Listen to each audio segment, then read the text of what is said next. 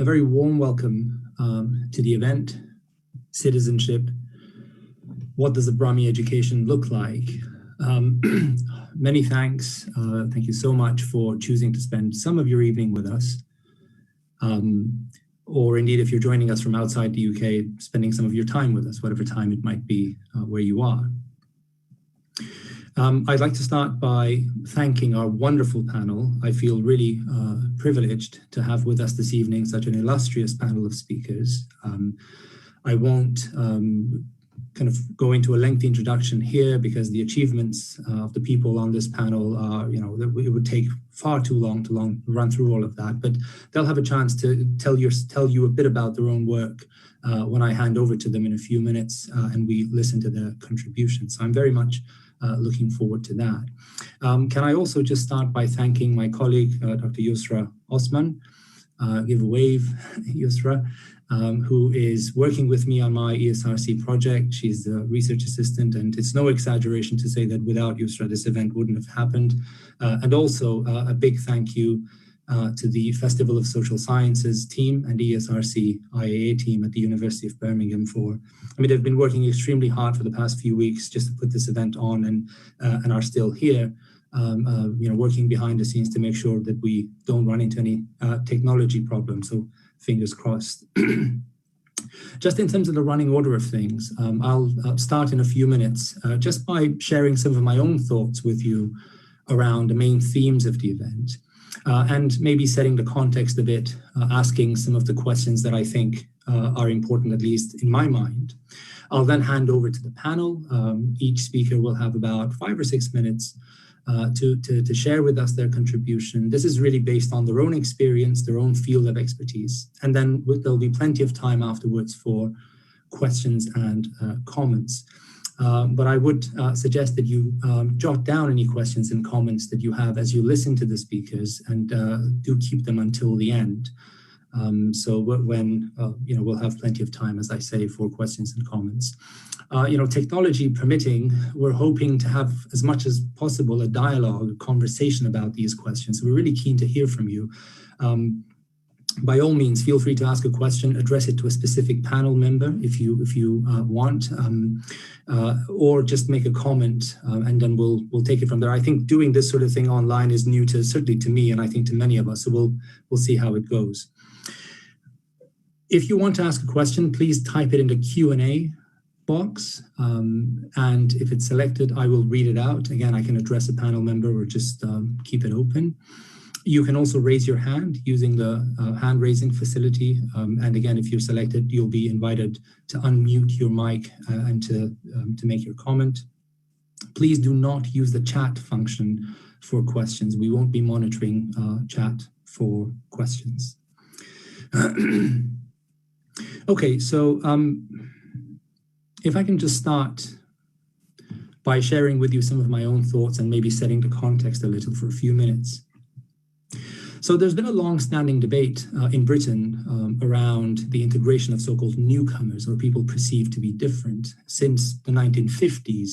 Various political strategies ranging from assimilationism to integrationism to multiculturalism, later on community cohesion, have dominated the policy landscape at different times, linked very much with the state's ostensible response to events such as urban unrests or terrorist attacks. Unsurprisingly, education has been a key site for the unfolding and shaping of this debate, and education policies have tended to mirror the dominant policy approach. For example, in the 1950s, in keeping with the assimilationist agenda, the policy of busing, the problematic, some would say racist policy of busing, was used to keep the number of Black children in any given classroom to a minimum. And today, teachers have the duty to promote fundamental British values and look for signs of radicalization among their pupils. For many education researchers and practitioners, this raises questions around the appropriateness and inclusivity of policy, as well as how to strike the right educational balance between celebrating and enabling differences on the one hand, and encouraging or imposing a common identity on the other. What does it mean to educate the next generation of British citizens? How can education bring diverse communities, often with seemingly incompatible values, closer together? Another important set of questions that comes to the fore in this context is about the relationship between national and local understandings of values and citizenship. Can and should values be imposed on citizens at a national level by the government, for example? Fundamental British values is an interesting case in point.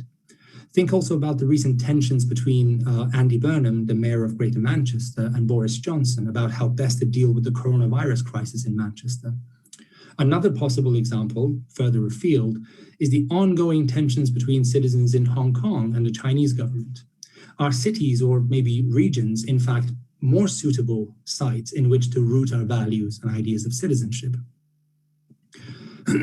This question becomes even more interesting, I think, when considering that diverse cities like Birmingham are at any given moment local, national, and global places all at once.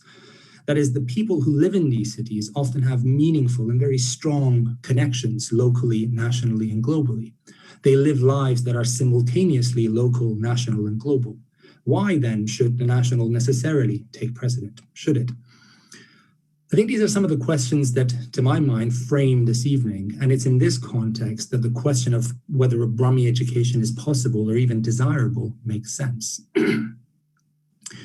Looking at the history of modern Birmingham, I think it's undeniable that Britain's second city is what it is today as a direct result of the many European and non-European communities who have chosen to settle in it. Since at least the middle of the 19th century, people from Poland, Italy, Yemen, and many other places have lived in the city. They were later joined by communities from South Asia and the Caribbean. So modern Birmingham has always been home to an array of ethnicities, cultures, and religions, all of which have a legitimate claim to being Brummies and defining what it means to be a Brummie. But diversity is, of course, more vast than that. Birmingham has also always been home to people from across the British Isles, each with their unique cultures and languages. And since the middle of the 20th century, society as large has tended to become more acutely aware of diversity in genders, in sexualities, abilities, and other social characteristics. It would therefore be a mistake, I think, to think of Birmingham as somehow a pre-existing container for all this diversity. I think it makes more sense, it's more accurate to think of Birmingham as having been shaped by this diversity, or better yet, as itself being a manifestation or an expression of this diversity. This also means that Birmingham is not static, that it's a city that is constantly changing, always new and vibrant and living. Perhaps one common denominator in Birmingham's history of diversity is the fact that people have come to the city because of its industries. They have come here to work historically. So labor and poverty, but also ingenuity and innovation are therefore a big part of Birmingham's history. These dynamics seem to have had a role in creating unique geographies of settlement and proximity, bringing people from very different backgrounds into very close contact. And these same dynamics, and this is just my reading, they could also mean that Birmingham is perhaps more a city of the people and less a city of the elite. Its culture seems to be shaped largely at the grassroots. Of course, as with any other major city in the world, there are people who are opposed to this sort of diversity and inclusive grassroots culture, those who prefer to keep people apart and will often resort to negative representations of racial or religious difference. But time and again, such representations have been shown to be arbitrary and baseless.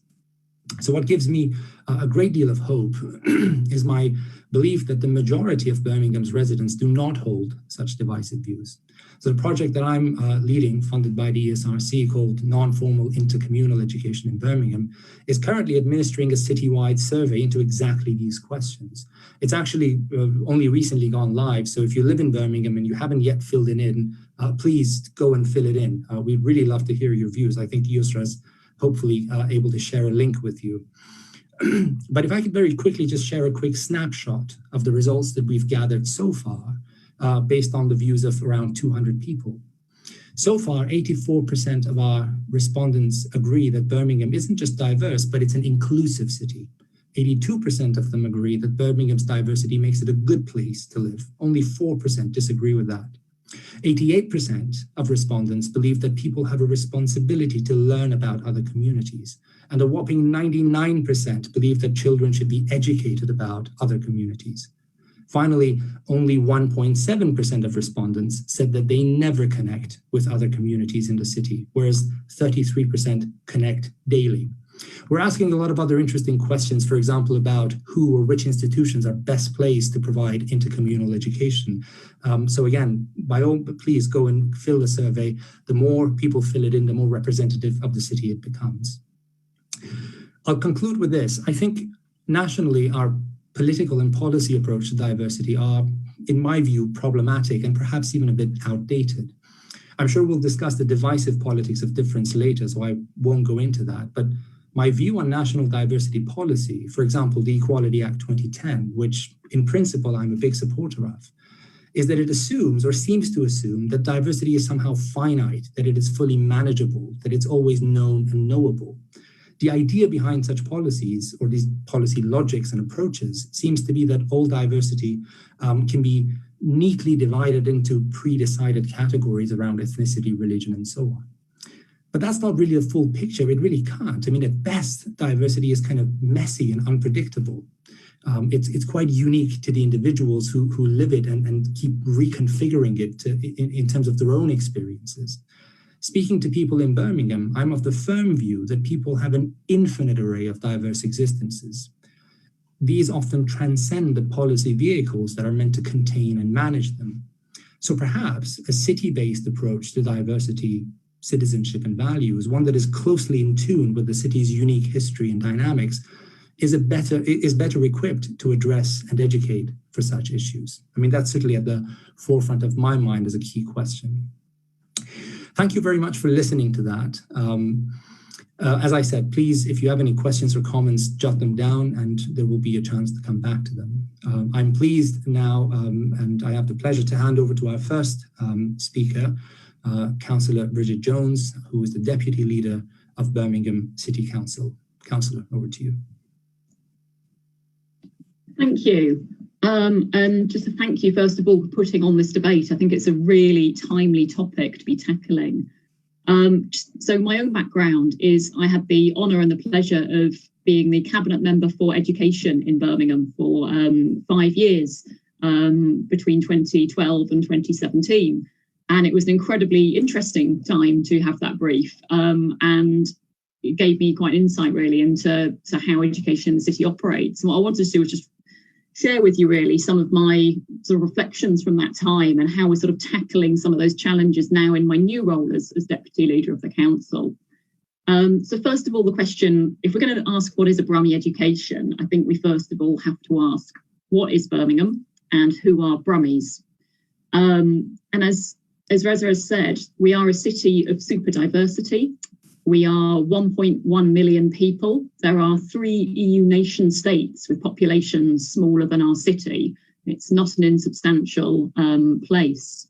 We have a history of migration and immigration with layer upon layer of community coming here from all corners of the world to make their lives. And we're a city of change. We were born in the fires of the Industrial Revolution, and we have seen constant churn since then of housing, of the rise and decline of industry, from the motor industry to the renaissance of rail, our housing going from back to high rise to modernity, the way people live their lives in the city, the people that are living in their city has churned, and the fabric of our city has changed constantly throughout its history.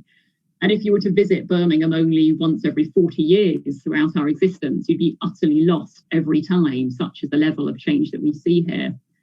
But we're also a city of inequality. That's one thing actually that's been sadly constant throughout our history.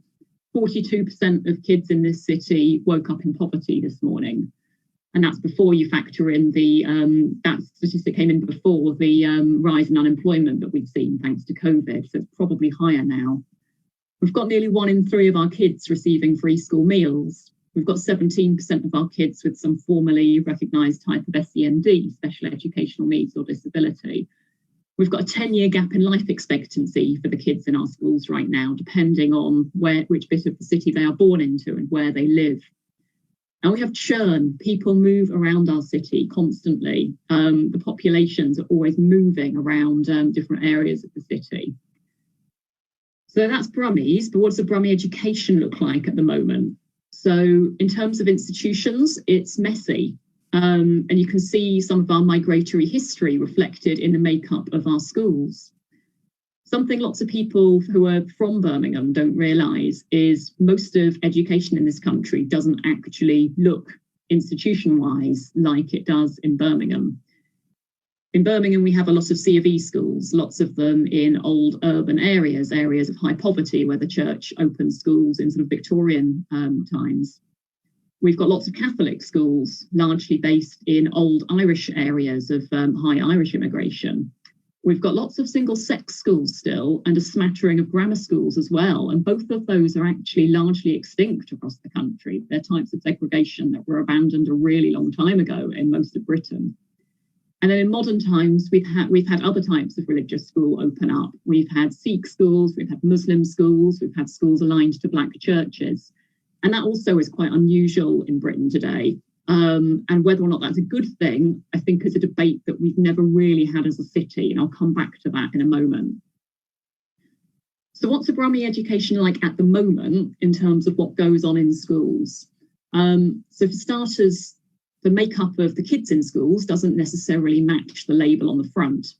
And often, but not always, the segregation in school types leads to a segregation in pupil types, but not necessarily along the lines you might think. So all girls schools, for example, are often preferred by Muslim families. Catholic schools began largely old Irish families, but often now new Eastern European families choose them. C of E schools are often chosen by parents that would rather have the wrong religion or denomination to the one that they practice than none at all. All boys schools are actually often some of our least desired schools in the city and often serve some of our poorest communities who have the least agency to move to get into other schools. And for me, that's a worry, actually, because we have levels of segregation in our city. Not in all schools. We have some schools that are very, very mixed, but there are many that are segregated in ways that worry me, actually, for future lives of the kids in them. Because of the churn in our city, children moving around because of parents having to move because of jobs or domestic violence often, or the rise in the private rented sector is actually fueling a lot of the churn in our city at the moment, and people being evicted at short notice. Often the kids that start in a school aren't the same cohort by the time that they leave. You know, they'll simply have moved schools between year 7 and year 11, for example. So our teachers are incredibly resourceful in Birmingham because they're constantly adapting to changing cultures and backgrounds of kids that come into their schools, often adapting to the fact that it's completely different children they're teaching to the cohort that started a few years ago, dealing with new languages that children speak and adapting their education to that, or parents that have come from new countries. In Birmingham often as well, our teachers are dealing with national curriculums that aren't written with our kids in mind, frankly. Very often all white reading lists and history curriculums with a particular slant that doesn't represent the history of all of our people here in our city. We have a limited amount of say on the curriculum locally. RE is one area where we can actually set the curriculum locally, and it has to match the makeup of religions in the area. But only local authority non-denominational schools have to follow that curriculum, which these days is less than half. There was an event in the city a few years ago, which was known as the Trojan horse saga. And there are many, many different ways of interpreting what happened there. And I'm not going to go down that rabbit hole today, because you could do a whole conference on that in its own right. But one of the questions that came out of it that I feel was actually at the heart of it is strangely the question we're here for today. And some of the people involved in what happened argued that they were creating a Brummie curriculum to meet the needs of their students. Others argued they'd gone too far in doing so, or that they shouldn't have done so at all, or that they were using that as a smokescreen for other things that they wanted to achieve. Whichever of those narratives is right, and I'm not going to go into that today, there is still a debate that we never really had as a city off the back of the Trojan horse episode about what a local or a Brummie education is and whether that's desirable at all, which is exactly the question that is put before us today. So taking all that into account, what Birmingham looks like, what do our schools look like, what's already happening in them, what is this thing we should be aiming for, a Brummie education, if that's what we decide that we want? At the council, this is a question actually we've been asking ourselves more and more in the last few weeks and months. And there's two events that have sort of thrown this up into really sharp relief for us locally. The first is COVID, obviously. COVID has exposed divides in our society and exposed levels of inequality that I think we all knew were there, but it has thrown them into that sharp relief and brought them really front and centre stage for us all. The biggest divide for kids throughout COVID has been whether or not they've had access to home learning, whether they've had a device to learn from and an internet connection and space to do that learning at home, and parents that are able to support them in that learning. And with kids going back to school this September, we have seen the inequality in that so starkly in the classroom. We've also seen really varying attitudes across the city to sending children back to school. So at the end of the summer term last year, some year groups were allowed back in. We saw attendance across our city vary from a lofty 29% of children that were able to return to school actually doing so. And that was in some of our, to be blunt about it, richer and whiter neighbourhoods, down to 6% attendance of children that were allowed to do so in other parts of our city. And they were that 6% was generally in a neighbourhood that is poorer and generally has a Pakistani heritage population. And we saw those divides across the city there in terms of confidence to send children back to school and willingness to do so. And it makes sense. We saw our Black and Asian and minority communities hit much, much harder by COVID and lose to so many more loved ones than did our white communities. And we've sort of seen that then played out in willingness to send kids back to school where there might be risks. So we're dealing with massive inequalities in the education kids have received over the last few months as the council, on top of all of the existing inequalities. We've also had Black Lives Matter as a movement resurge in the city and the world for that matter. And as a council, we've sort of taken a step back and had a think about how we reflect on Black Lives Matter and deliver something that is meaningful. And when it comes to schools, as well as tackling the inherent inequalities and racism that is faced there, one of our pledges has been, that is relevant to this, is that we're going to be working with schools and local historians to develop a curriculum that tells the Birmingham story.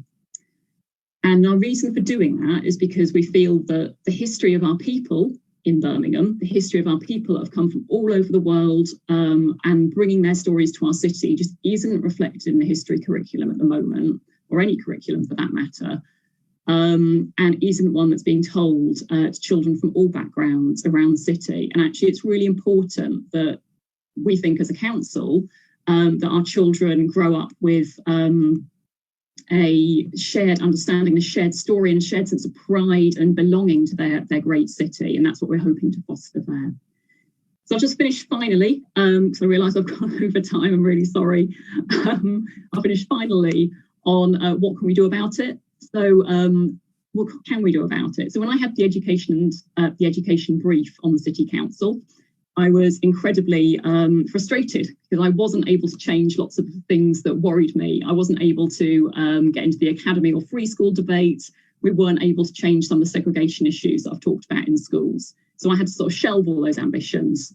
For me, the priority was making sure that schools carried on working together despite the divides between the institutions, despite different denominations, and kept working together for the best for our children in the city. It's only by sharing experiences between schools, sharing knowledge and sharing best practice and sharing a sense of mission and purpose that I do believe that we can do the best for our schools. And that's what I made my mission when I had that brief, and I'm continuing to do in this current one.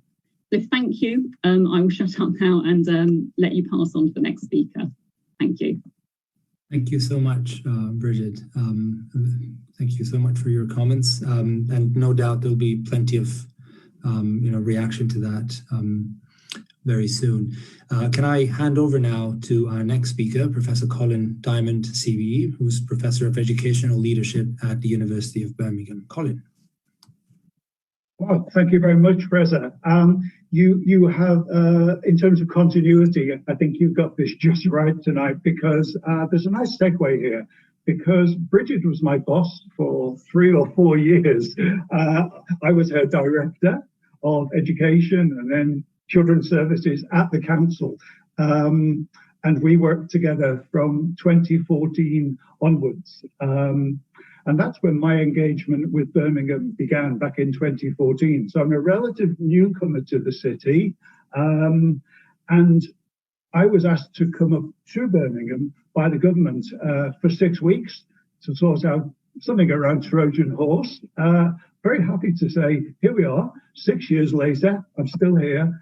Tonight I'm in the heart of the Jewellery Quarter, fantastic part of the city, and looking forward to sharing the presentation with you. So I'm going, guide me through this. I'm going on to share screen now. Can you see my slides, or do I, Reza or somebody? Not yet, Colin. Just, I think you just need to, yeah, there we go. There we go. So from the beginning. We can see them now. You can. Are they full screen? Are they okay? Because I can only see you. Yeah, I mean, you can, yeah, press that. Yeah, now they're full screen. Yes. Okay, so here we go. I've entitled this presentation, Birmingham, England's Best Kept Secret. And when you ask me to think about, well, what is the Brummie identity? What is the Brummie culture? As a little Pudlian who has brought up on the banks of the Mersey, lived in London, Leeds, worked in Newcastle, and finally, you'd probably say, got to the best city in the land. I think I can comment on this. And what I found in terms of the Brummie character, similar to some of the other cities, the base note for me is warm. It's a warm, welcoming city. Great sense of humour, hardworking, working class city. You touched on this in your introduction, Reza. It's not a city of the elites, if you like. A great pride in its history and manufacturing for those who know about it. I don't know of any other museum in the country, art gallery, that has a room dedicated to the manufacturing of wire, be that cables for ships and so forth, down to piano wire and dental wire. The pride is palpable there. There's one difference between Birmingham and the other cities I've mentioned, and that's that Brummies, in my experience, are remarkably self-effacing and modest about what the city has achieved. Second city, largest single administration in Europe, and a lot of people don't know even what Birmingham looks like or feels like or what it has. And when they arrive, they get a great surprise. So just looking, so we don't have a streetcar named Desire. We're not going there with Tennessee Williams. We have a streetcar, a tram named Ozzy, after Ozzy Osbourne. And there he was actually for the launch of the tram. There's also another one called Jasper, after Jasper Carrot. These are local heroes. In terms of other links there, Ozzy Osbourne went to Prince Albert Primary School, which is right next to the Villa Ground. So there are some very clear cultural strong links here. In terms of educational innovation, Birmingham has been at the foreground for many, centuries. Back 200 years ago, Birmingham was the Silicon Valley of its day when the Lunar Society was founded. There's a statue in town of Murdoch, Watt, and Bolton, three pioneers of the Industrial Revolution. So that was 200 years ago.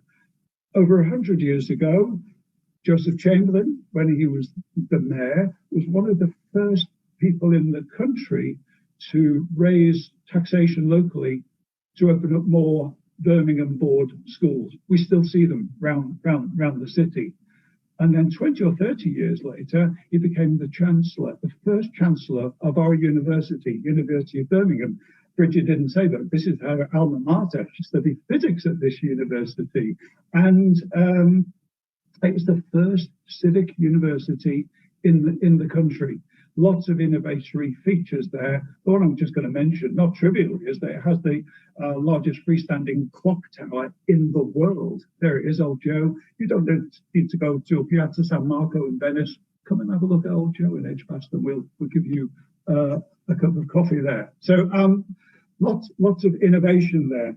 That continued into the 20th century. There's been periods of absolute brilliance, certain schools linked with innovation, and some, at times, Birmingham has been the best local authority in the country, whichever way you wish to measure it. I think that's possible. Again, I think that's absolutely possible. Again, the green shoots are just so strong at the moment. Some of the best schools in the country, you're going to hear from Kamal later, who runs a fabulous school in Waverley. What convinced me to stay after that 6 weeks? It was a visit to Greek Primary School in Spark Hill, where I saw some of the very, very best primary education you will find in the country. The progress, the value added that Pat Smart and her team achieved there is way off the scale. So wonderfully inclusive schools that break the barriers. And then in terms of, well, what happened following Trojan Horse, what the government got up to, they insisted that all schools have a duty to look at fundamental British values. Well, I was never comfortable with that term. I really don't like it. I think FBV stands for Fundamental Birmingham Values.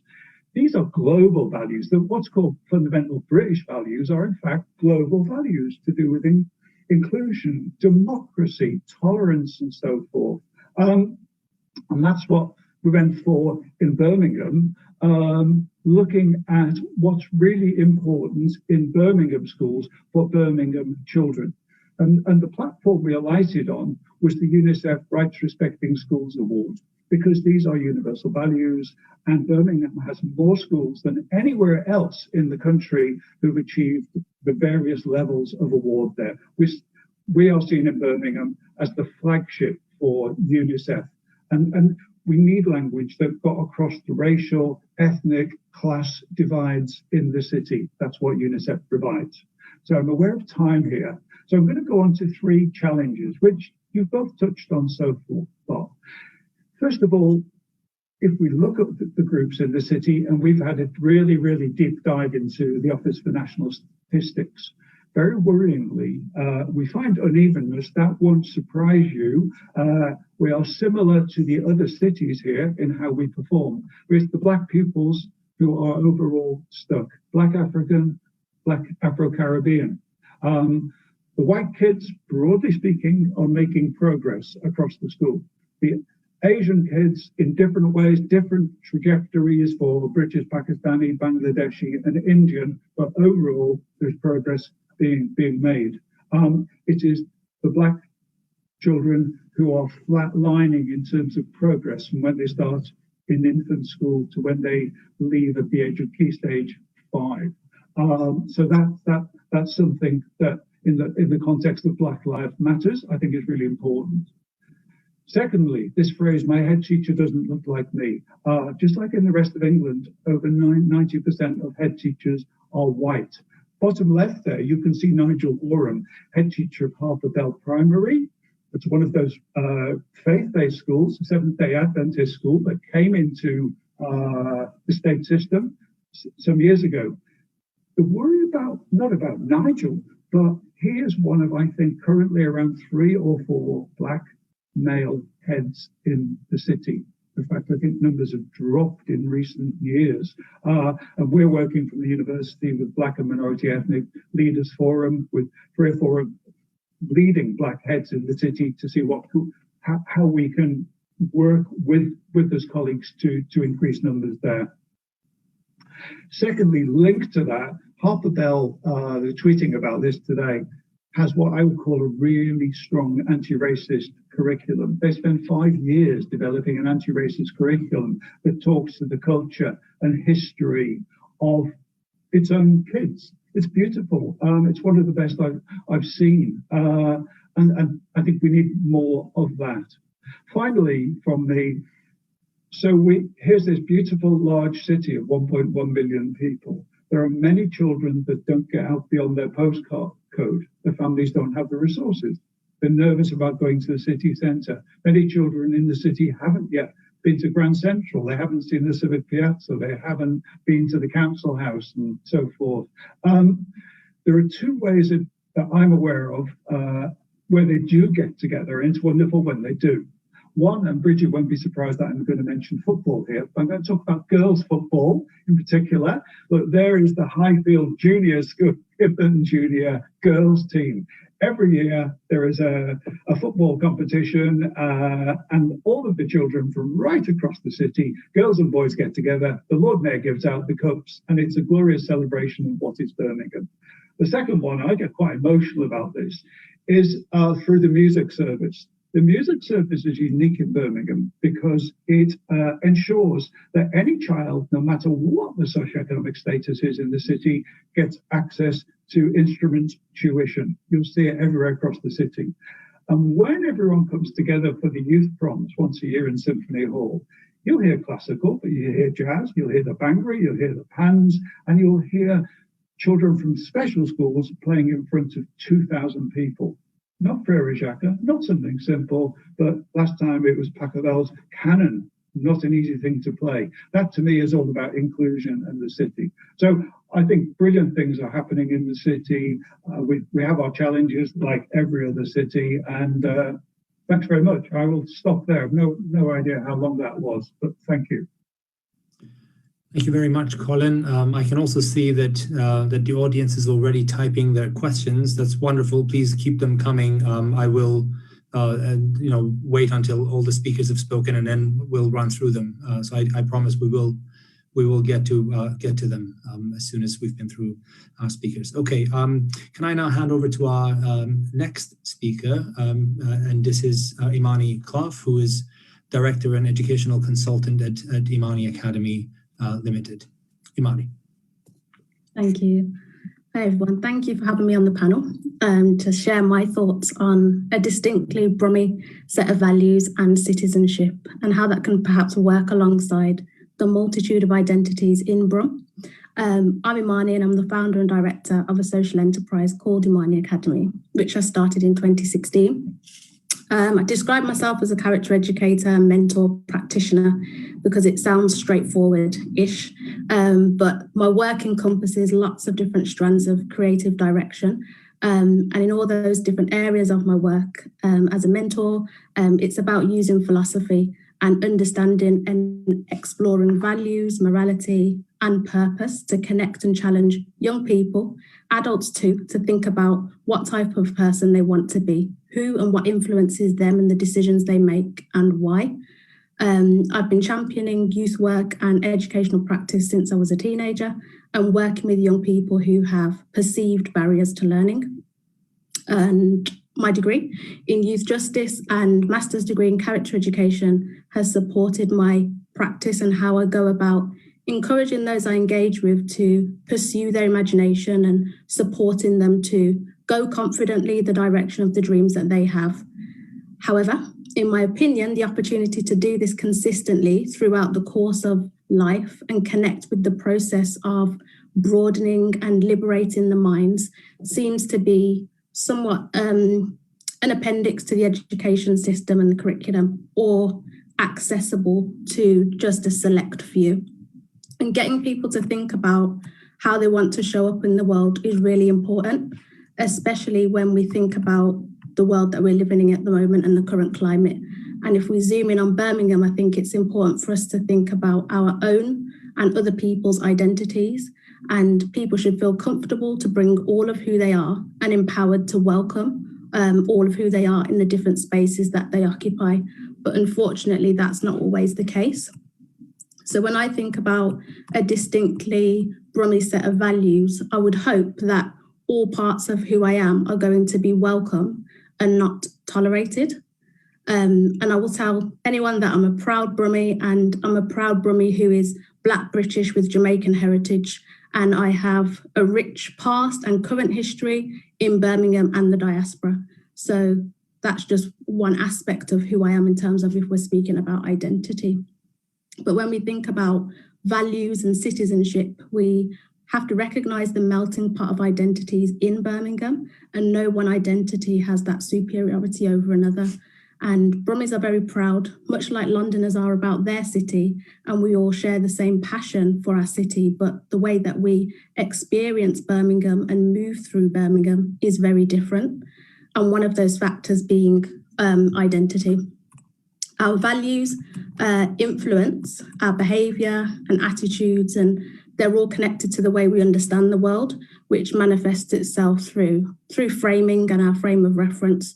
And there are values that, for example, either promote or inhibit movements, acts of resistance, solutions to pressing issues. And our values change in line with our lived experiences, policy, income, education, culture, and accessibility needs. Our values are those guiding principles on what people think is important to them at that time. So a distinctly Brummie set of values would require us to ask quite a few questions, but simply some of those might be, what do you value? What issues do we care about and see as societal needs that need addressing in Birmingham? And what would a city that has addressed these then look like? And I think even more significantly, my belief is that if we're really listening, welcoming space and focusing on unity and so on, the purpose is about recognizing some of that in terms of the values and experience that then leads to growth of the city. So I guess what I'm saying is, in terms of some of those closing thoughts about what growth would we like to see for Birmingham as a city, and what would the collective shared values need to be in order for us to get there. And I think that kind of encompasses where I'm coming from in terms of when we think about the different diverse identities in Birmingham intergenerationally across that spectrum. Thank you. Thank you so much, Imani. Really, really interesting contribution there. And I look forward to coming back and picking up some of those points. I will move on now to our next speaker, who is Juliet Fry, and she's the head of programs at the Playhouse Theatre. Juliet, over to you. Hello, and thank you so much for inviting me onto this panel. I've recently become the artistic director of the company. Oh, and it's still incorrect on my email, so you weren't to know.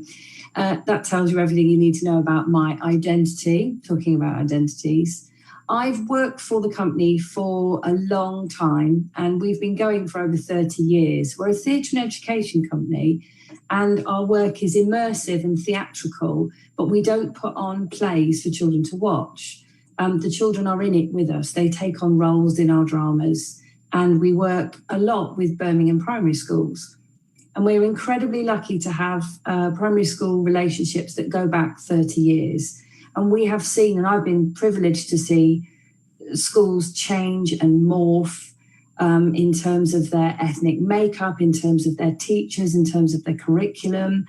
And I agree with a couple of other speakers in terms of how flexible and innovative our education system in Birmingham is, and has had to be, because of the nature of our city.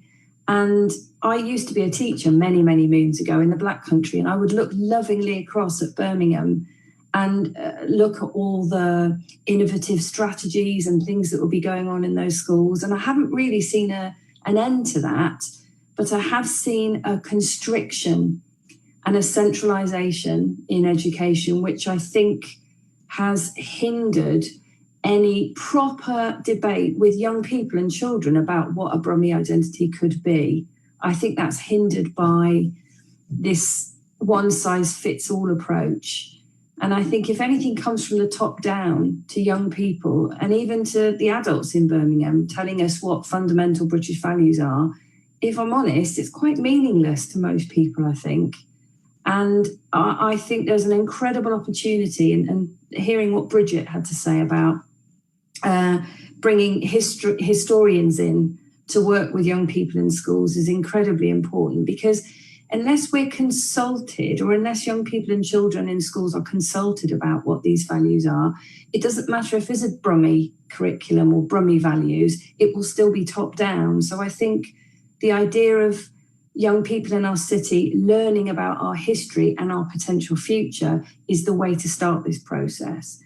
And what got me really excited about Reza and Yusra's research was this idea of what makes Birmingham special. Now, I'm not a Brummie. I was born in the West Country, and my connection with Birmingham, and I think the reason I came here is because I came to train to be a teacher, but also I'm a Quaker. So I was really, in my past, long time ago, I was really interested in the Quaker connection and in this sort of idyllic idea of what Bourneville was and how the Bourneville factory looked after his workers. And that was my starting point.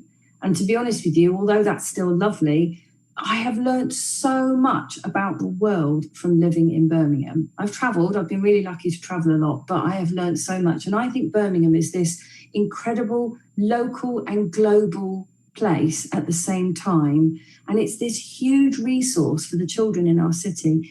Every important story about the civilization of man is somewhere in this city to be told.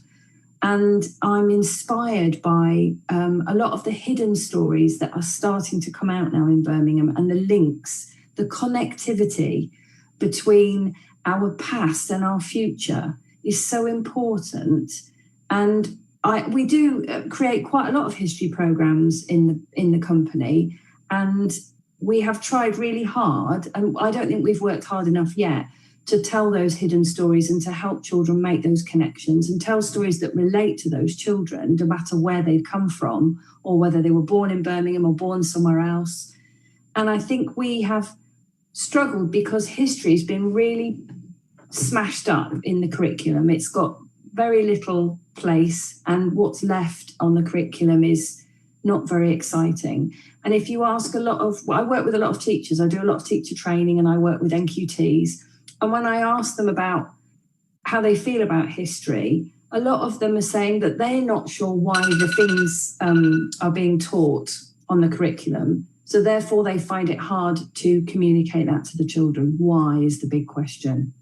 And I think the key thing about history is if you know your history, you can identify where you want to go in your future, and you can make informed decisions and have informed opinions about the people that live in your city now. An example might be when we've created history projects. We did one which was in connection with the Birmingham Museum and Art Gallery about the Staffordshire Hoard. And rather than take the Anglo-Saxon approach to things, although we did, we took the story of the garnets that were found in the Anglo-Saxon gold in Staffordshire. And those garnets came from Sri Lanka and India in Anglo-Saxon times. So we took the journey of a garnet from Sri Lanka to Birmingham in Anglo-Saxon times, which wasn't a perspective that schools really knew what to do with, but they were really fascinated by it because of this globalness that it brought into the classroom to help them teach about the Anglo-Saxons. And another project we're really privileged to be working on is with Birmingham University, with the engineering department, with biomedical engineers. And we've created an interactive, immersive engineering drama, which involves the children meeting real-life PhD students who look like them, who talk a variety of different languages and come from lots of different places across the globe, mostly female. And it's all about changing children's aspirations, raising their parents' knowledge of who can be an engineer. But we've also brought in the character of a late Georgian female engineer from Birmingham that we found out about. So it's this connectivity between the past and the future, which I think is such an exciting resource. But what I did want to finish on was this idea of a conversation. I think we're never going to come to a consensus in a traditional way about what a Brummie value or what a set of Brummie values are. So it's about starting a really exciting conversation with young people once they know more about the history of this city and their place in it, their importance in it. I think it's then about looking at what Colin said about global values, but it's also about asking young people what they think. And we might not be that comfortable with some of their answers, but we have to try and deal with them. And I think drama and the arts and music and all this connectivity in education, making things connected and not separate, is how we can make this happen. And it's really exciting. So I think I will end there. Thanks. Thank you so much, Juliet. Again, lots of food for thought there. This tension between the formal and the non-formal sector and questions around innovation, etc. All really, really important issues, really go to the heart of the event. Thank you very much. And then we'll now move on to our next speaker, Emma Conway, also known as Brummie Mummy of Two, who's an award-winning content creator and writer. Over to you, Emma. Hi, everybody. Thanks so much for having me today. I'm Emma. I'm also known as Brummie Mummy of Two, and I've got over 300,000 social media followers online. And I'm kind of talking to you not from an education-based stance, but from Brummie representation in social media.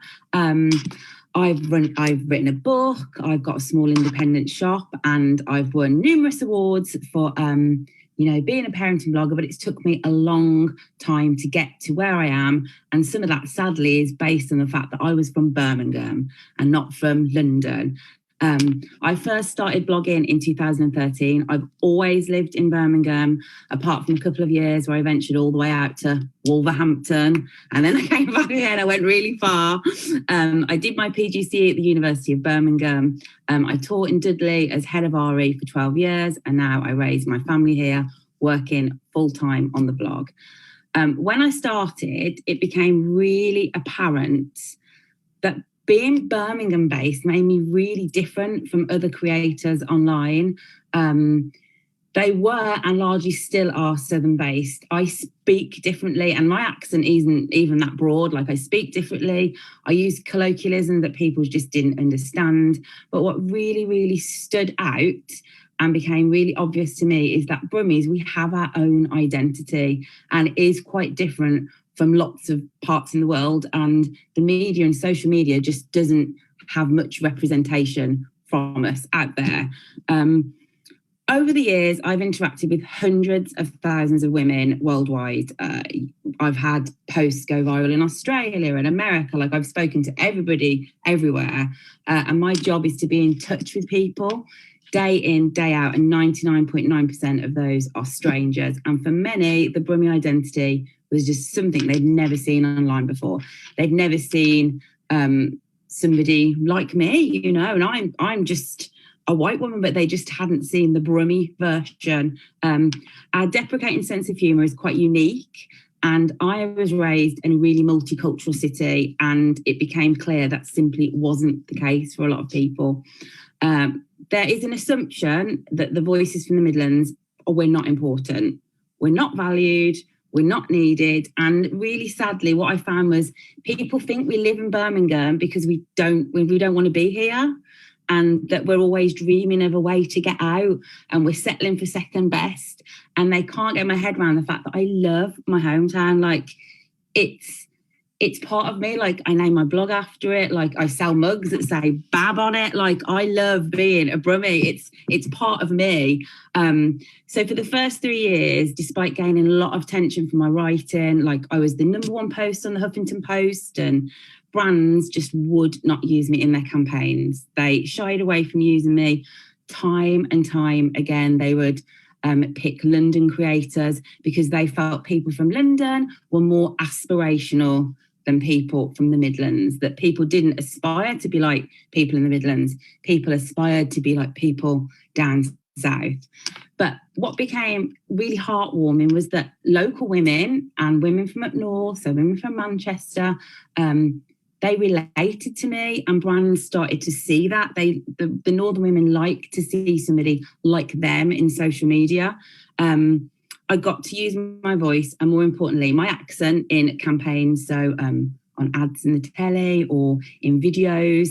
And like, it was so nice to see like people going, oh, you sound like me. Or if my kids speak in a video, like, oh, they're so Brummie, they sound just like me. And it's really nice. Sadly, at the start, brands did try and stop me using my kind of colloquialism so that I wasn't allowed to say the word kids. People don't say kids, people say children. Or there was a lot of confusion when I was saying what I was having for my tea, because people don't say tea, people say dinner. They're like, what are you talking about? So I pulled out of quite a lot of brand work because for me, I wanted to stick to the way I speak and I didn't want it to change.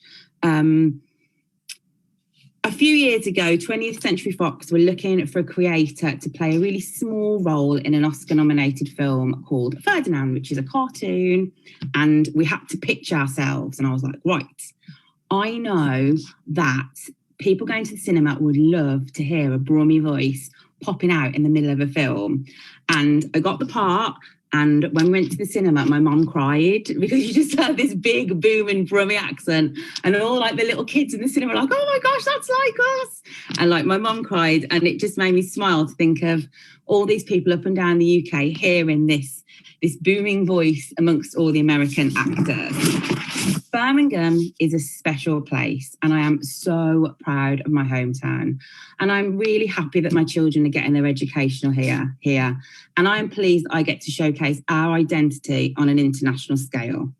But there is still a lot to be done to encourage others to get their voices heard, and for brands and the media to take notice that there is more in the world than just London. I would really like schools to instill a sense of pride, which Bridget talked about earlier, like pride in our city, to encourage our children to embrace the many wonderful things we get to experience here, not thinking of a way to get out, but like, what have we got here? Why should we stay here? The different cultures, the foods, the communities. We have a real special way of making individuals feel at ease. And if I go to London or I go to different events, people are just surprised at how friendly I am, because they're not used to that kind of thing. And I put that down to living in Birmingham. We speak to our neighbours here. The other day, somebody phoned me up and the doorbell rang, and she's like, who's that? I was like, oh, it's my neighbour. She's like, what do you mean it's your neighbour? I was like, well, we have a little chat. They don't speak to their neighbours. We chat to bus drivers. We smile at each other when we're walking our dogs. And we've just got this unique, friendly, warm identity. And we really need to see more of that online. So if anyone out there is listening today and is considering starting a small shop, writing a book, writing a blog, filming a YouTube video, I would really encourage you to go for it. There are thousands of people, like thousands and thousands of people longing to hear and see and read from people just like them. We've got something special. You've got something special with a unique identity that deserves to shine on a much larger scale. And that's like my TED talk on why Birmingham is brilliant. Thank you so much, Emma. Thanks very much. Brilliant. Okay, I will hand over now to our next speaker, Zedi Lawal, who is associate producer working on young people at risk of exploitation, and she's working at Coventry City of Culture Trust. So Zedi, over to you. Hello, everyone. My name is Elizabeth Zedi Lawal, and I'm a creative producer, a theatre maker, researcher, licensee holder of TEDx Youth at Brum, and a firm believer of young people and social change. I'm a huge advocate for the city. In terms of, though I was not raised here per se, I went to the University of Birmingham, and I personally believe that Birmingham has shaped a core part of my identity, and it's from the core values of this city. It's the education of this city that I've been exposed to that has enabled me to become, I would proudly say, an adopted Brummie. In terms of my Brummie identity, I personally identify as both a Black woman, a British woman, an LGBT woman, and also creative. I moved here at 18, studied drama and theatre arts here at UOB, and though the course was fascinating, it was the opportunities to be both welcome and ingrained within the city and the opportunity to work here that really did shape, my identity, and I feel like has really kind of shaped. It exposed me to understand the Brummie identity, and it's the education of this city that has been really, really exciting. So I've had the opportunity to deliver, arts-based intervention programs across the city, in both private education, to youth offending services, to youth centres across the city, such as Aston and Handsworth. And I noticed that there was a huge disparity. I wondered, why was the city, so segregated in those areas such as Aston and Handsworth? You'd find the most talented, creative young people, young Black people as well, but you wouldn't necessarily see them, engaging in the cultural sector in the future. And I wondered, what is the journey of that young person, and what do they need from the creative education of the city in order to thrive? I was also, privileged enough to be a part of the, innovation of the city through working with, quite closely with Anisik Haddadi on Beat Freaks, again, which was shaped by young people in 2013 who were really passionate about, the city, their identity, and connecting, young people in the global conversation around, what the city means to them through poetry, arts, and music, but also looking at how they can creatively transform the cities that they're in. And I really wanted to understand, how this shaped the Birmingham identity, and also how this could influence, wider organizations. So I've again had the privilege of working with global tech companies, for example, Google and YouTube, delivering national programs.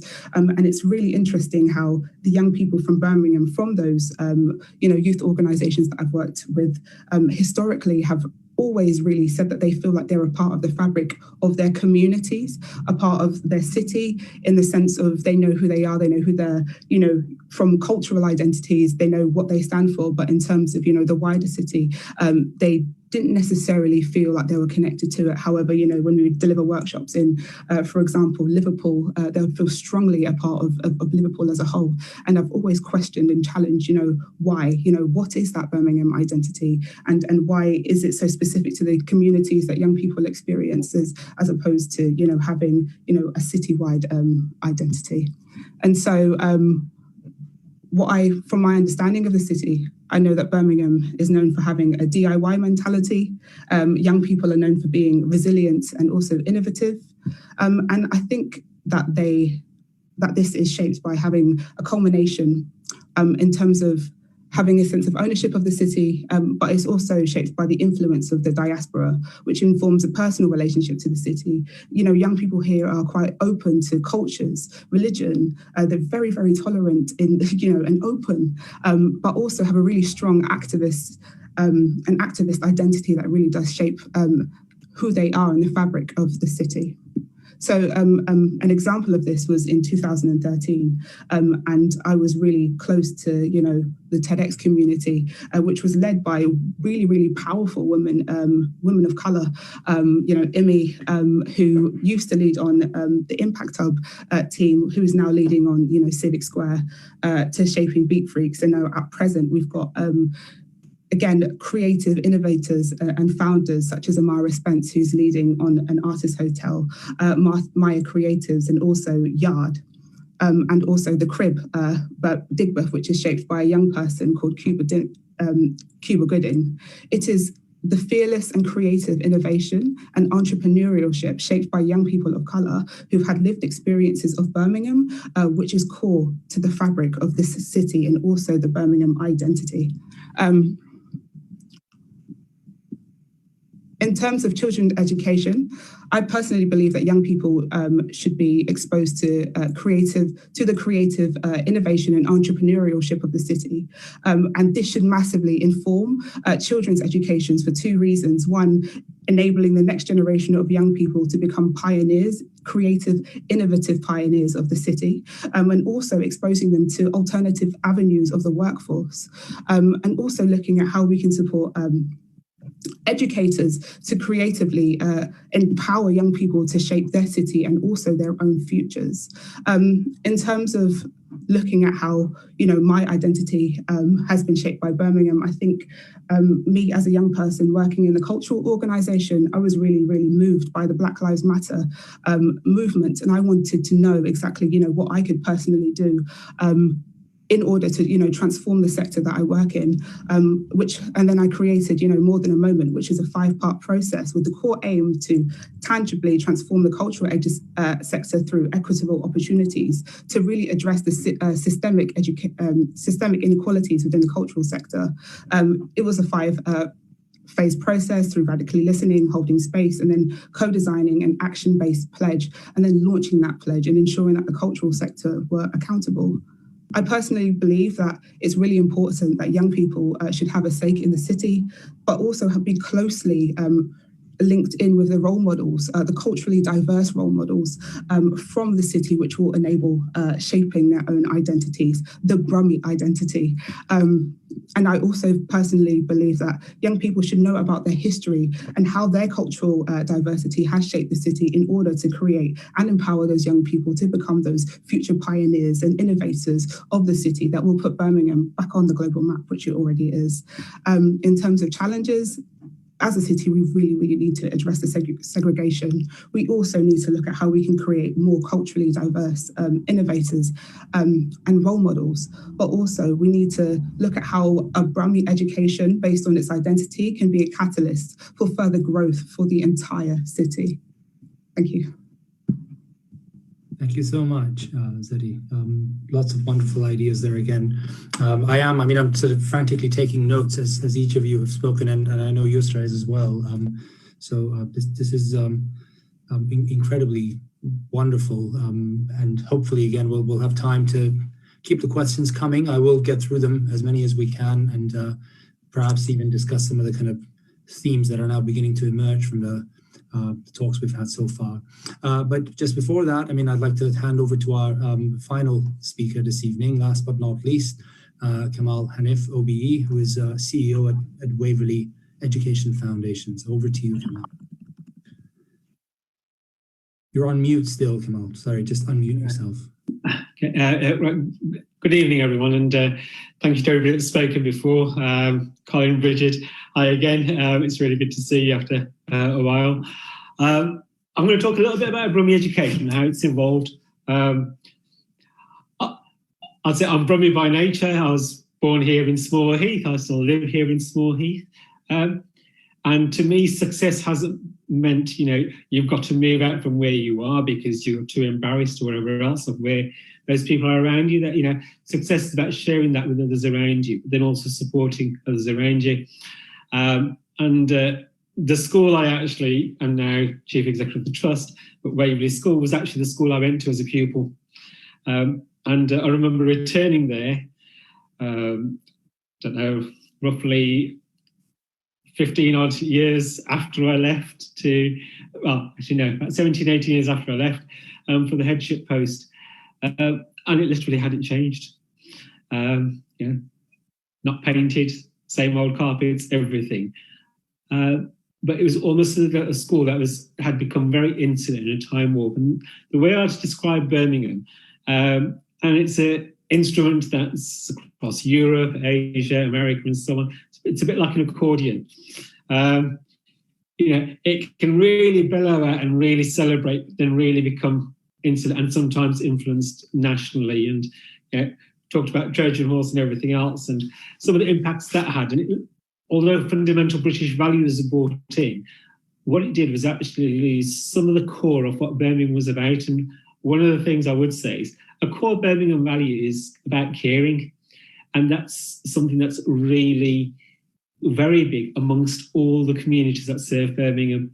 And we've had the Black Lives Matter, we've had BAME, and it was a colleague of mine who actually said, well, actually, I don't describe myself as being BAME. I describe myself as being part of the world majority. And I thought, well, how powerful is that? And actually, Birmingham is representative of the world majority. And how many cities can actually say that? And for Birmingham and its education, it's really about celebrating that diversity, but also looking at how innovative Birmingham has been. If you're as old as me, you'll remember the BBC Pebble Mill studios.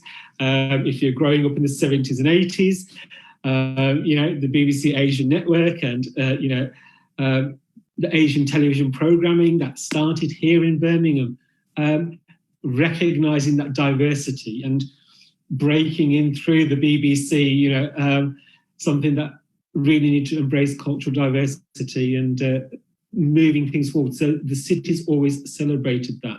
And I would say it's what you see is that, you only need to go to neighbouring authorities, quite a lot of that fear about, they want to build a mosque or they want to have this space or do this event and so on. Birmingham's been quite fearless and actually has overcome those fears, with the big celebration events at Kenilworth Park, Eid prayers at Small Heath Park, one of the biggest national get-togethers for an Eid prayer celebration in the country. but it's not been fearful of that, despite some of these other issues that have occurred in the background. And it's always faced those fears and moved forward. And in terms of moving education forward in Birmingham, it's really about taking on that diversity. I've always grown up in Small Heath. When my parents moved here, it's a predominantly white Irish community. It started changing over the years. Then it was seen as a predominantly Pakistani, Bangladeshi community. I would say around about 2005 onwards, a large Somali population moved in, Yemeni, Arab, Romanian, Polish. It is so diverse now, but actually there aren't those tensions there because everybody is accepting. They're not just, I wouldn't say they're tolerant of each other, they're actually accepting of that diversity. And that's the one big thing about Birmingham, that we're actually quite accepting of each other. We don't have to tolerate each other. But in terms of education and moving it forward, it's very much about looking at, we've got such diversity, and it's really time to celebrate what is the excellence from all cultures that we can enrich and enhance that learning experience for all youngsters to learn from. And one of the biggest things I've always said to my students is that excellence is not restricted to the achievement of people from a dominant culture. That there's excellence in all cultures, and that all ought to be celebrated. And there's been the excellence there today, in the past, and people are always achieving excellence. And part of what brought it home to me in terms of a Brummie education, but also with children, is that our children are forgetting our histories. And it was because I did a primary school assembly a few weeks ago. And it was just because a teacher asked me, and I said, oh yeah, I've got some medals of my grandfather from when he fought in World War I. And the two pupils were absolutely fascinated that what Mr. Hannes' grandfather fought in World War I, and he was in Africa and he was in Iraq, and you can see it on the medals and the various medals he had. And then I related it back to being a Brummie, the Birmingham Smalls Arms Factory. The two whistles I had from my grandfather from World War I were made here in Birmingham in the Jewellery Quarter. And those were whistles that were created for the army that went right around the world, irrespective of which regiment or which part of the British Army or Indian Army people were with. So it really brought home to children not just a local identity and that Brummie identity, but actually our contribution from all our identities, all our cultures, that has allowed us to be where we are today in Birmingham. And I think Birmingham will progress further, and it's always been progressive. And that's what we need to make sure, that our young people, we've had fundamental British values, and I've seen the tick box exercises and everything else, but our curriculum doesn't actually become an oppressive curriculum where it oppresses them from actually celebrating culture, celebrating diversity, learning from each other, and really celebrating that in the city to be more progressive. And that's what's really important about our education system, that it's aspirational, but actually allows all children to become progressive in society, not just progressive in their careers. It's about how they support society. And it's really about celebrating that. One of the biggest things in the city that's really shaping Birmingham and education nationally is all our Unicef work and colleagues in the city, and the fantastic work they've done there to really celebrate the rights respecting child, the awards, the ceremonies, but all the work that schools are doing towards that, as well as really celebrating identities. And I don't think you can go anywhere in Birmingham where you're not going to get see diversity. And I travel up and down the country, and I've been to non-diverse areas. I know what it's like to be stopped by the police because you're the only one driving past from an ethnic minority. What are you doing here? Why are you here? And so on. Birmingham doesn't do that. Birmingham celebrates and welcomes everybody. And it's about making sure that our children continue to learn to do that and move that forward for everybody. Thank you so much, Kamal. Representing the world majority. What a wonderful and absolutely accurate idea. I sometimes do wonder about this category of the BAME and the BAME kind of language, which can be constrictive and quite sort of run based on deficits rather than enabling. So, but thank you very much for your contribution. So, I mean, if we were all together in one room, this would normally be where I would have asked the audience to give a huge round of applause for our wonderful panel. I will assume that you're all doing that in your rooms, wherever you are watching from. Just really, really thank you. I mean, wonderful contributions, and I can also already see that people are commenting on the inspirational nature of the talks that we've heard, and I couldn't agree more. So we're we have a bit of time now, perhaps not as much as I would have liked, and I can see, I mean, people have been sending in questions, so I will just sort of run through these, and I will fight with my own temptation to sort of ask my own questions and make my own points. Then if they're addressed to a specific panel member, I will address it to that person. But of course, other panel members are welcome to come in as well. So the first question here, and I don't know if there's a need for me to read out people's names here. It's a question from Chris. So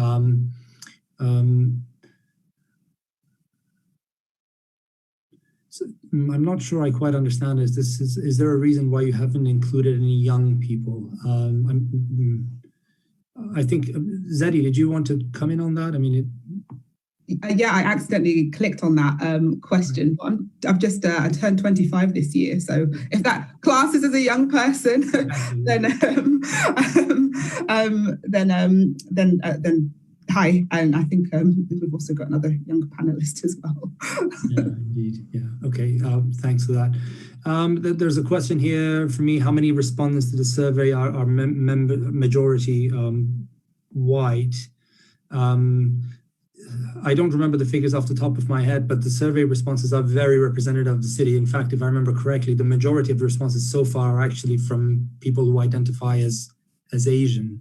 But I think it's currently at 70 people there versus sort of 40 people who identify as white. But it is a very diverse survey. And of course, the more people take it, the more diverse it becomes. The next question, we have a question here from Nikki. Where do all the young people with learning difficulties and complex physical difficulties go in Birmingham after they leave school? Have so far only managed to identify 2 post-19 colleges and one day service, but in a city of population this size, there must be a huge number of young people stuck at home. Disability visibility doesn't seem high on the Brummie agenda. Does anybody, this isn't addressed to anybody specifically, does Bridget, do you want to come in on that? Yeah, I can do. That's a great question, and one we've been trying to tackle actually for a while at the council. So the answer is, so as per the last set of reforms for children with special educational needs and disability, they can stay in full-time education up to 25. And lots of our schools have expanded their offer to cater for children up to 25. The problem, though, is what happens after that.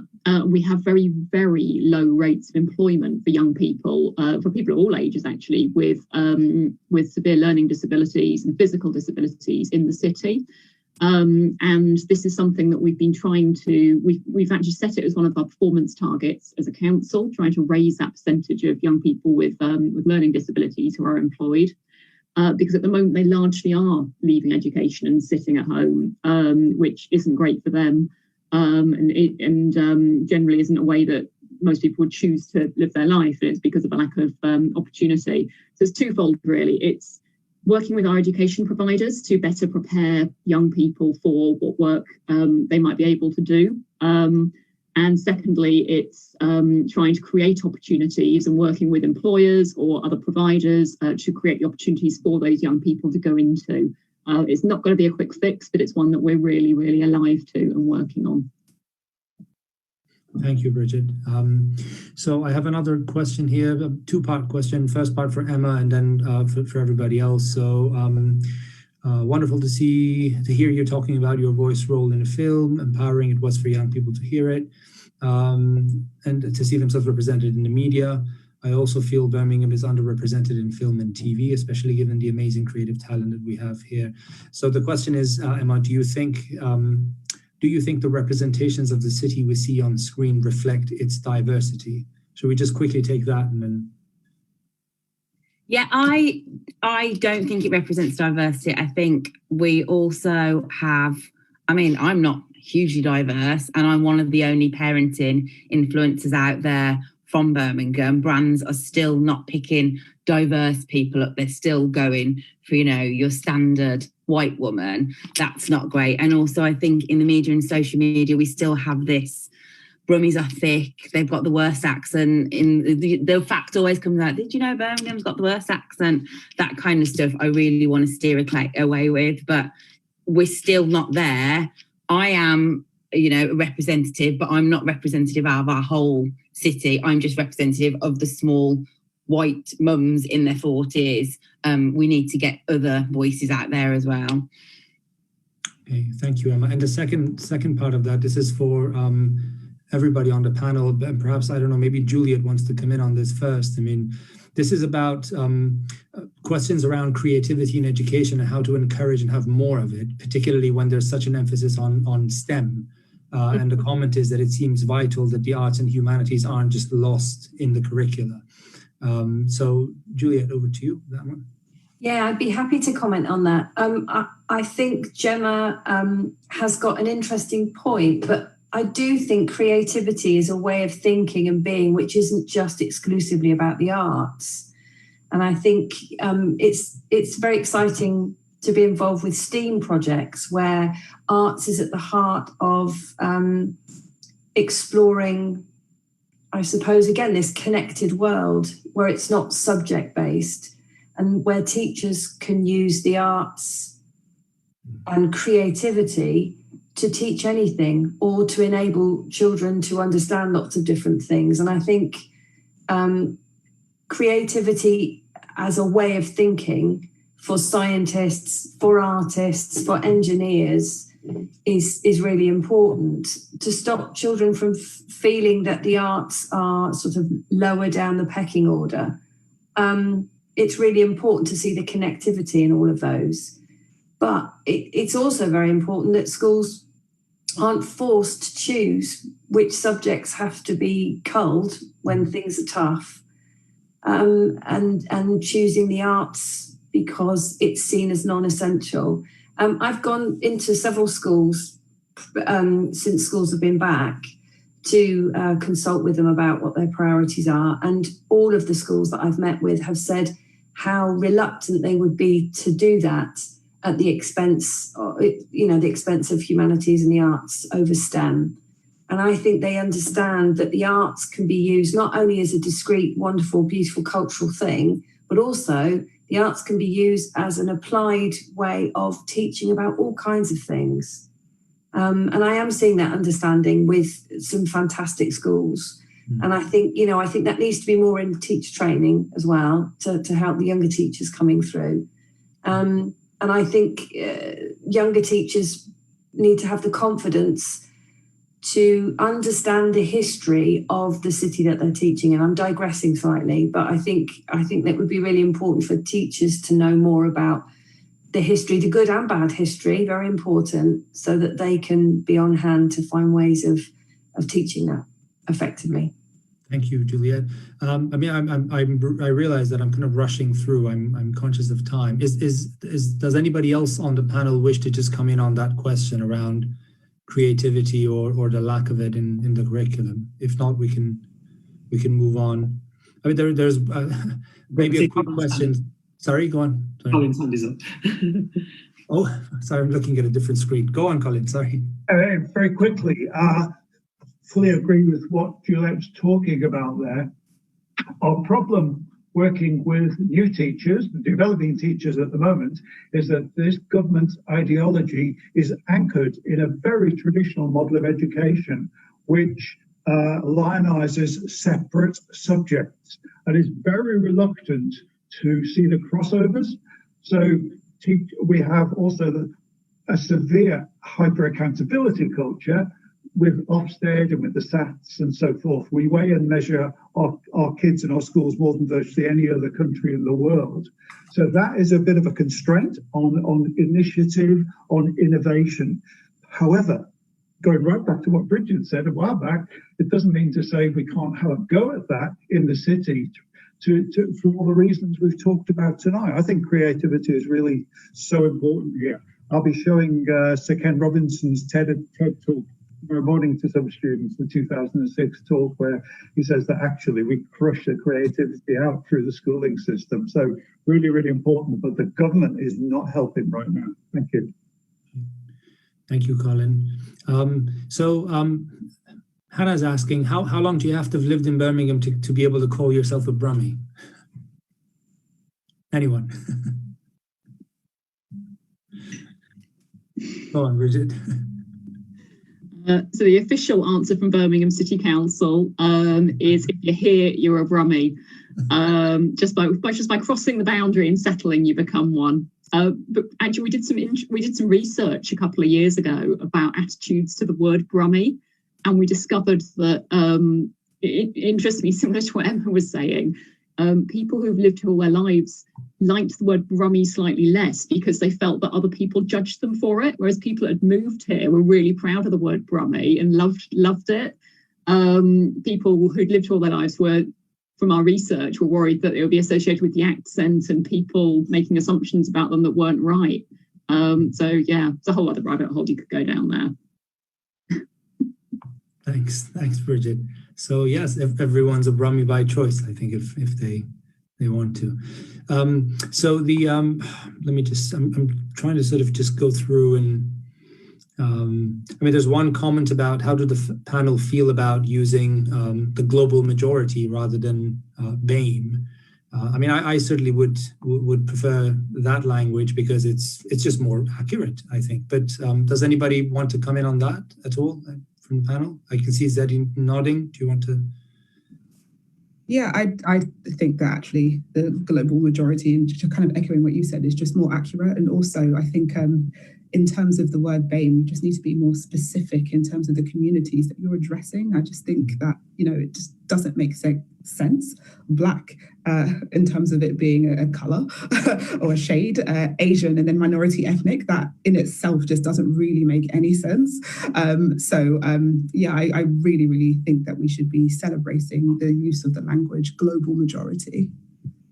And it also gives you that, I think for young people, give them that self-esteem and confidence about who they are, rather than, actually, I'm a minority. Will I be judged? Am I having to prove myself all the time? And so on. And it removes all those sort of, mental barriers that can develop at a very young age in a young person. And even at my age, so I can be conscious of the group I'm with and so on. How will I be perceived?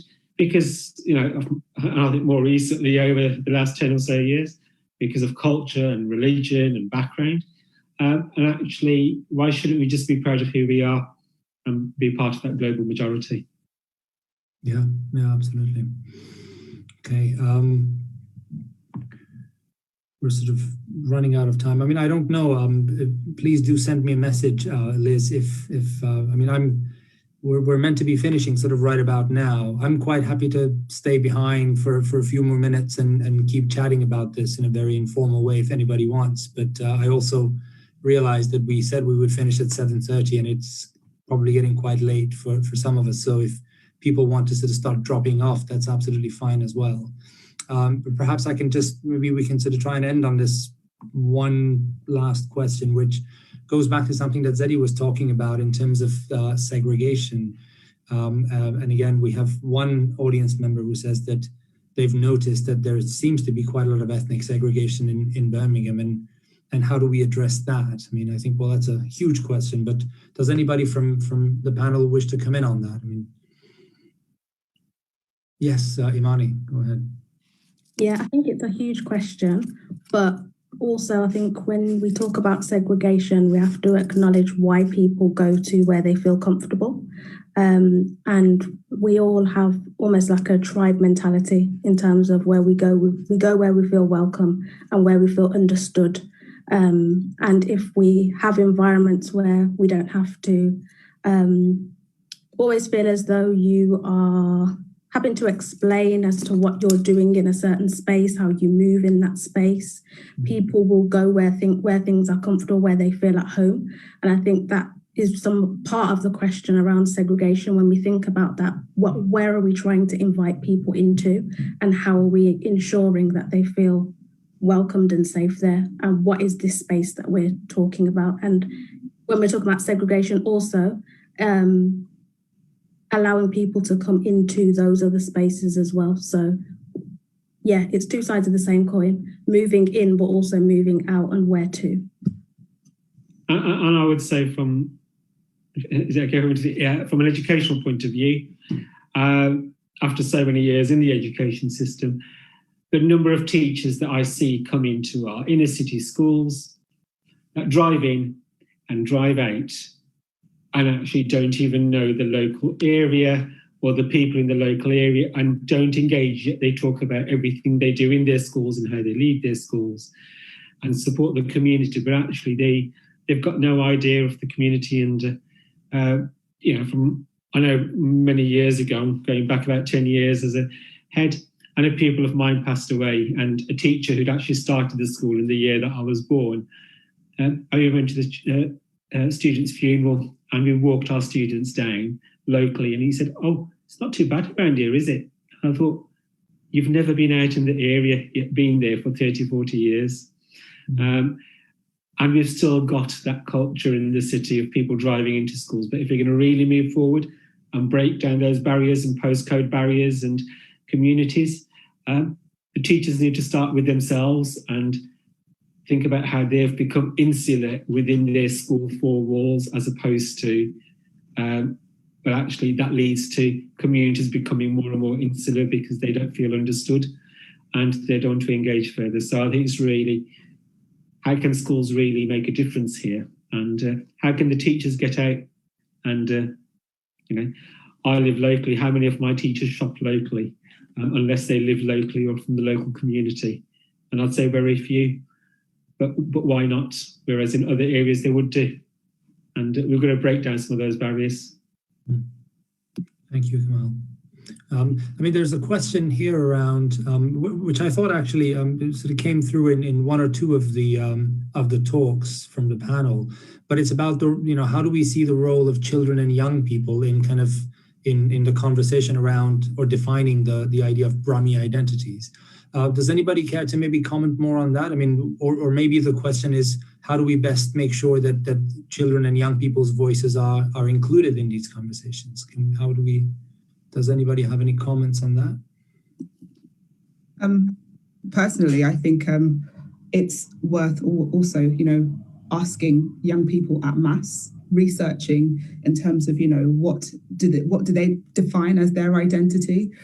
Beat Freaks have led on that in the past. I was a part of that work in the Brum Youth Trends research report that was, I think it was developed or initiative that went out from 2016 up until 2019, and now that's a national youth trends report, I believe. But I think it's really crucial actually to ensure that we are researching young people, we are asking them, what is their identity, and then enabling young people to actively want to be a part of these conversations, and what do we need to put in place to ensure that those young people have access to these types of conversations, to networks like this. Is it about connecting with schools to ensure that schools are more plugged into opportunities that are happening within the sector, and then them identifying young people, or even being more visible in their environments too, because I think it's absolutely crucial to have young people at the forefront of these conversations on various levels.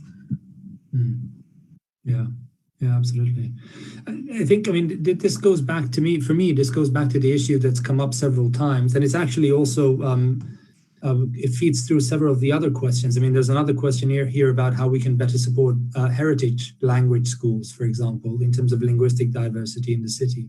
I think a lot of this stuff, certainly in my reading of it, goes back to the tension that seems to exist between the local and the national. And certainly at the formal level of education, there's always going to be a level of constriction, and schools' hands are going to be tied to a certain extent by national education policy. So that's always the question, that is it possible for non-formal forms of education or non-formal educators from all various kind of backgrounds and then the cultural sector, etc. What role can they play? because it seems to me like they have a lot more kind of immediacy in terms of being able to innovate. But I mean, I don't know. Again, I'm quite happy for other people to come in on this. Kamal, maybe you can share something in terms of your from your background in terms of the tension between the kind of formal system and working and innovation. I think we've talked about that creativity a lot, and I think Colin mentioned about the curriculum. It has stopped a lot of that creativity and that innovation. And I think it's one of the questions there that Valeria has posted about supporting heritage languages. 10 years ago, there was asset languages, so it wasn't formalised GCSEs, but students could get equivalent of a GCSE in languages, and we really tried supporting that because there wasn't a Somali GCSE, but we wanted our students to have their heritage language recognised within the school and supporting that. One of the issues I would say was Trojan horse, where if schools taught Arabic, they were being seen as, is this going down a fundamentalist route? And it wasn't. It was just they were teaching a community language, just as they taught Bengali or Urdu. I remember years ago, we had a Vietnamese child, one Vietnamese child, and I thought that's the minority in our school. And the parents were saying she's losing her heritage language and fighting against identity and so on. And that was something that we introduced for them. So heritage languages are really important, but the new education system in the way that it is has totally constricted that openness to be able to be that creative and allow for that to happen in schools. And going back 10 years, my year sevens would be studying 6 different languages, 1 per half term, and having the opportunity to choose different languages, be they European or community languages or heritage languages. But schools, it's the financial constraints, it's the teachers being there and having the teachers to deliver it. And the system's almost, I don't know, pushed it all out in a way. And we need to actually say, that's not, we need to say to DFE, government, shape the way that it can be. And that was so rich about Birmingham before. Okay, I think we're slightly breaking up there, Kamal. Sorry, Colin. Go on. Yeah, just on thinking about curriculum, following up that thread. What's interesting about what they've done at Harper Bell, and there's some beautiful stuff going on there, is that the more they have embedded a curriculum to which the kids and the families can identify, well, guess what? The hard indicators around attainment and the Ofsted views of the school and so forth, they're not the be-all and end-all for me, but they're important in terms of conferring confidence to the governors and the leaders that they can carry on in that direction. The more the curriculum speaks to the kids, the better they achieve. And I think that could be a kind of signal for the city as a whole. Powerful work there. Bridget. Just to come back on a couple of the points. So when I had the education brief, I tried to visit as many schools as I could, which is hard when you've got more than 400. And whenever I went to primary schools in particular, I'd ask, well, all schools, but I'd ask to meet the school councils, and I'd ask them what their big issues were. And in primary schools, consistently, the number one issue that primary school pupils gave to me as their big issue was litter and graffiti in their local area. And the reason they kept bringing it up, didn't matter where in the city you went, it was always the first thing that they complained about when you asked them how they felt about their local area, litter and graffiti. And I mean, first of all, it's a very practical thing. Kids are shorter, so they're literally closer to the litter. They see it and feel it in their area. But actually, it was not feeling that people cared about their area, and people didn't respect them, and people didn't respect where they lived, and people didn't respect it enough to keep it clean. And no matter where you went, that was the feeling you got from so many of the kids. And I just thought that was so interesting, because it was a sense of just across the city, kids not necessarily belonging to their communities and not feeling like other people valued the place that they lived in enough to keep it clean and enough to not drop litter. And the reason I've raised that is just that it plays into so many other things people have been talking about a sense of belonging and a sense of identity, but that is at such a really basic primary school child level of just their day-to-day lived experience of their areas, and people smarter than me can make inferences and things about it. But yeah. Yeah, thanks for that. I mean, the Trojan horse, word has come up a couple of times so far, and of course that's a hugely important thing, and it is very important to the topic that we're discussing here, as Bridget also said. I mean, it's just the perfect example of the tension, isn't it? About how the national level seems to often have its own narrative, its own flow, its own kind of priorities, its own sets of hierarchies, its own definitions of events that sometimes stand in direct contrast to what's happening at the local level.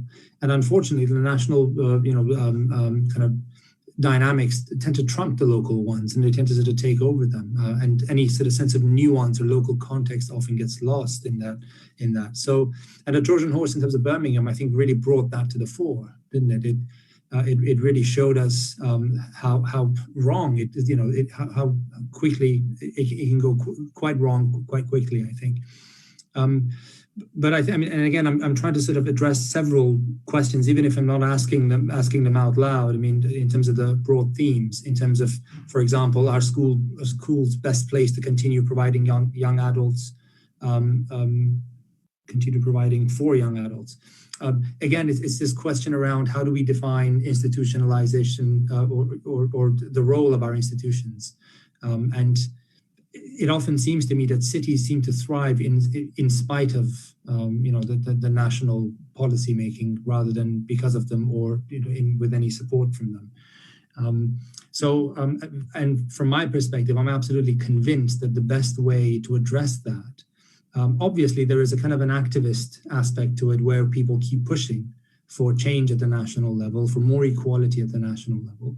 But it's also about kind of greater collaboration with various other non-formal educational practitioners and sort of players in local areas.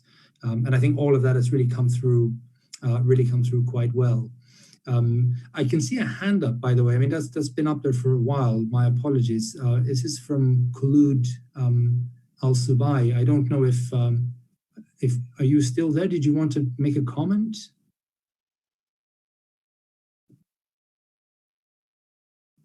Perhaps they're not there anymore. Okay, the hand was raised anyway. Okay, I mean, do people want to keep going? We have a few more questions we can get through. I don't want to keep you. If you have other commitments, feel free to drop off. Okay. So there's a question here about, do you think students should be taught only Brummie values, but also other values of all cultures so that they can create their own individual identity? I don't think that anybody was suggesting that there is a kind of a bounded set of values that we can define as Brummie, and that that they should be foregrounded at the expense of other values. I mean, I'm happy to hear from the panel on what they think.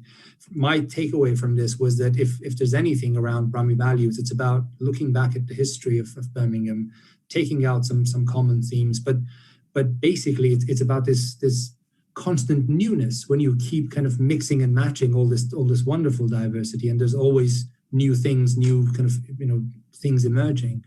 And maybe if there are Brummie values, maybe that's what it is. Maybe it's that you can't really pin it down. Maybe that it's constantly emerging and constantly new, but it's sort of based within a very inclusive and very open, set of kind of foundations.